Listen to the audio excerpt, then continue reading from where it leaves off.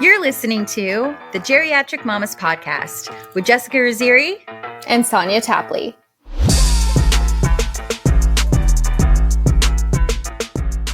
So why don't we get into it? Right, because without further ado, I'm like itching. I need to get into it. This episode is going to be a happy hour about a variety of topics, including societal improvements that need to happen for moms, self-validation as moms, things we know in our 40s that we wish we knew in our 20s, and some Easter basket ideas because Easter is in March for some reason this year. What the fuck? Yeah, I would like to know what that's all about. I don't remember. So let's get into it with societal improvements that need to happen for moms and parents in general. So as we started griping about this at the start of this episode, this whole spring forward bullshit, like it's why not is for this moms. a thing? It's not for moms. Well, first of all, it started off for farmers. Oh, that explains everything. Like back in the day, like what, in the fucking 1800s? Maybe even before then. I don't know. But it was so the farmers could get to their farming and get their crops and have it be laid out. I think that's where it started. I'm pretty sure we'll have to. It sounds right. It sounds scientific. But like, is that still a thing? Are they still needing? Well, moms. I mean, we have lights now, so moms like, and dads everywhere are like, "Can we stop, please?" with the whole daylight savings thing, because it's really messing with life. It is, because the kids, like, they don't care what time it is. They have their own internal body clocks that they're dealing with. Right. And they don't give a shit. Like this morning, you know, I was like saying how like every day this week I woke up so tired. And this morning I texted Sonia. I was like, I don't know what the fuck is going on, but I'm like even extra tired this morning. Like I cannot get it together. Well, no fucking wonder, because it wasn't 8:30. It was 7:30. Right. And it was just like not cool. I did not appreciate that. Annabelle sat straight up in bed and she goes, "Mommy, I want to go downstairs." And it was 8 o'clock sharp, and she normally wakes up at 7 o'clock sharp-ish. And, you know, give or take how much sunlight is coming through the window. And I was so in shock because I was still dead asleep. And I woke up and I instantly looked at my phone and I was like, this is offensive. My clock says it's 8 o'clock and it is not 8 o'clock in the morning right now. Like, how is this possible? And I knew daylight savings was happening. My grandmother and my mother-in-law both reminded me. And it was still a shock. I knew it was happening too, but I clearly forgot. Am I making this up? Or wasn't it like last year or a few years ago they were talking about doing away with daylight savings? Like, why are we still doing it? I don't understand. Didn't California stop doing it? Like someone did. I feel like someone stopped doing it. Like and Arizona, I don't think does it, or like does Mountain Time Zone. I don't know. Like some don't do it. Yeah. So like, why are some doing it and some aren't? Like I don't understand. It probably and we're the only country that does this too. Right. Like, so it probably just goes by like who is the most affected by when I'm affected. Yeah, I feel like I am too. And Maine is basically Alaska in the wintertime. So there's really nothing you're going to do with like an hour.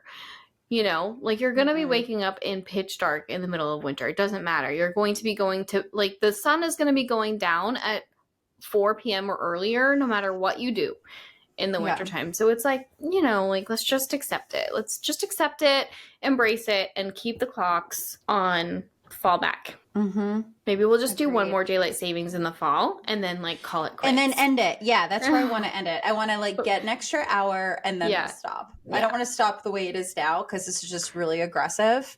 But like we'll stop once you give me an hour back and then we can stop. Right. And it takes me until like last year. It was I was going into my full second year of being a mom, and I still like I was so offended by it. And I feel like this year my mind is kind of it's accepting it better than it did last year. I just feel like it needs to not be a thing. Yeah, it definitely needs to not be a thing. Yeah. So I do appreciate it happening on does it always happen on a weekend? Yes, it happens on a Sunday. So it's if you do have the Sunday scaries, it's double time. You know what I mean? Yeah. But I appreciate that it happened now once I got rid of the Perfect Sunday timing. scaries. So that would have been worse. It was meant to be. I can't lose an hour. It was meant to be. Yeah. All right. So another societal improvement that we need. Why aren't we putting playgrounds in Mexican restaurants instead of in Chick-fil-A's and McDonald's?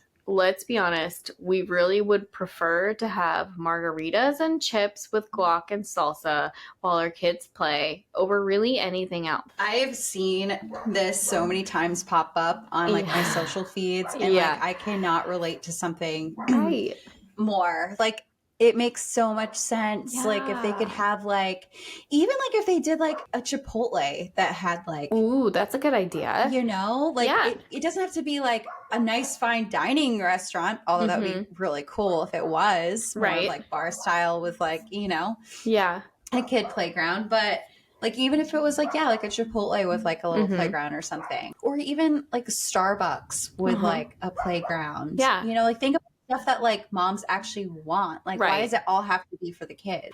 And then why is Gen Z bringing back bell bottoms? Like, no shame on bell bottoms. Bell bottoms have a time and place. I think they're cute, but they're becoming the thing even with leggings now. And I feel like my ankles are the skinniest, like cutest part of my body in this exact moment. So to add that extra fabric that's like widening, I feel like it almost makes me look like I'm a full-on rectangle from like my hips down. They're not flattering for everyone. No. I feel like you have to be like really tall, really lean to pull it off, because anybody else, it's just not doing what they think it's doing. Right. It's like back when we were in our Britney Spears era, when Britney Spears was in her era, like we could wear the bell bottoms and they would kind of like cover our heels a little bit. Well, they weren't really, remember they were flares. They were fit and flares. So they weren't, they weren't full on bell bottoms. Right. Like they kind of just flared out a little, just enough to go over your shoe. Right. I still think those are kind of cute. Like, because it's more of like, it was kind of like a hybrid between like boot cut and like a bell bottom, you know? So it was like a little bit more fitted. Yeah. We could wear our heels without people commenting on how high our heels were, because you couldn't really see them. And we also looked like elongated and like super tiny, like in the thighs, I feel like. And then it was like boom at the bottom, like, and then you just like a peep of like your pedicured toes and like maybe a little sparkle from your heel, and it was cute. Now, am I saying we need to go back there? But no, we don't need to go back there. Huh? All the girls who are running around with muffin tops, because at the time it was like it was super also low cut. Super low cut. It's like, oh, your jeans stop right at your butt crack, and then you were good. And then it's like now, like I do wish that like back then though, like the high waisted, like the not like mom jeans, but like the high waist was a little bit more in fashion back then, because like I just would have, I don't know. I wonder if I still would have had an eating disorder. Maybe you would have had a little more pizza. If so. Maybe I would have had a little bit more pizza. Exactly. Yeah. I would have indulged a little more, because I'd be like, well, I can tuck that in. Oh my God. So good. So good. I mean, the cool thing is, like, back when that was the thing, like, we were in our, like, physical prime.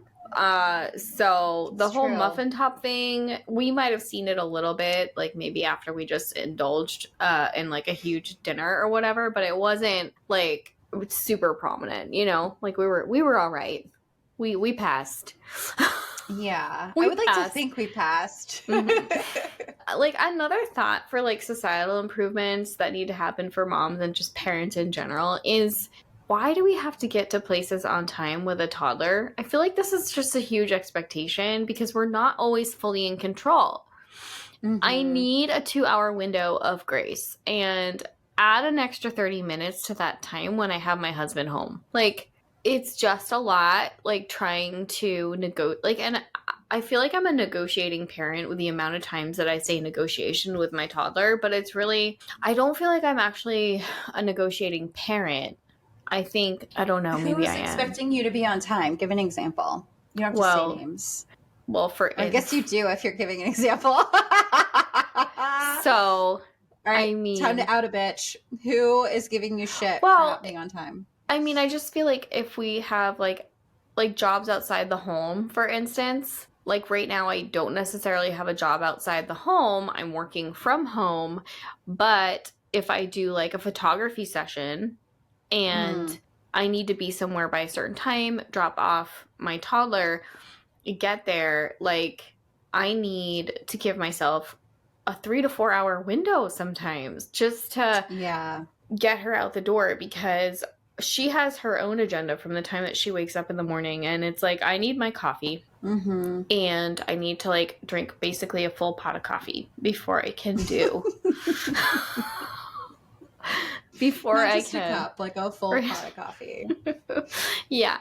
So we wonder why I needed to do IVF to get pregnant. But I need like it's hard when it's like people that aren't in your like inner circle, you know what I mean? Because then it's like a whole different layer of expectation, because they don't know you, they don't fully get it, and you're not gonna like those are your clients, right? Like it's professional, so you're not gonna be like, I'm a mom, I have a toddler, give me grace. Like that's not realistic expectation. But what gets me is when it's like people that are in your circle, you know, that get frustrated with timing.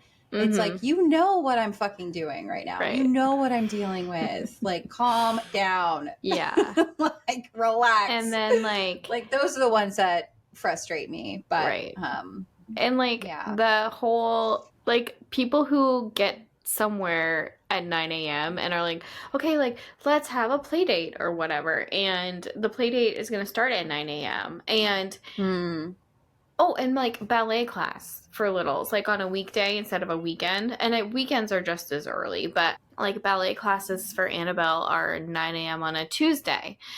And so we're picking that up, I guess it's in April, at the end of April. And it's like 9 a.m. on a Tuesday, and I work from home. So basically at that point, because Annabelle likes to sleep until 7 in the morning, that's that 2 hour window that I'm talking about. So it's like she wakes up excited, like we're going to go to ballet or we're going to go to gymnastics or like wherever we're going. And then it's like a dog with a squirrel or whatever. She's like, oh, I want to make popcorn, or oh, I want to do this, or oh, let's color, let's paint, let's take a tubby, let's blah, blah, blah, blah, blah. And it's like you're trying to constantly like talk this person off of a ledge while also moving the mark to get to where you need to be to get out the door. So it takes that full 2 hours just for the toddler, let alone like yourself to look like that presentable mom that shows up at drop off or at ballet class or whatever. You know what I mean?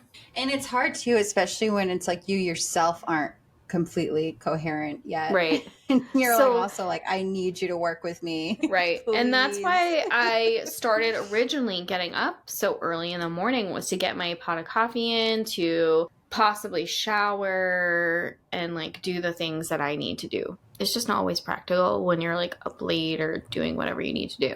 And then I think we need to like re-normalize listening to parents' music choices in the car instead of children's songs. I don't know. Is this just me? What do you mean by that though? Because I just don't know that like Hayden should be listening to my neck, my back, my, you know, like I just feel like, I'm not saying that like that would be my go-to choice, but that's just an example of some of the shit that I used to listen to, and I just don't know that. I feel like maybe we need to make a playlist of our songs that are like approved songs. Yeah. Yeah, because and then there's also like the censored versions of some songs. Yeah, there's no way to censor that particular song though, but which I don't need to listen to that particular song, but there's a lot. Yeah, it's like just move on, just find a different song. But yeah, I mean, like Taylor Swift is good. You know, I feel like any of her songs are a safe bet. Probably In Sync. Bring back some In Sync. I like Biggie sometimes. Beyonce. Oh, definitely Beyonce. She's good. Yeah. What else? I don't know. She likes one of the Faith Hill songs, and whenever I play it, she like gets into it. But I decided to like search Destiny's Child the other day.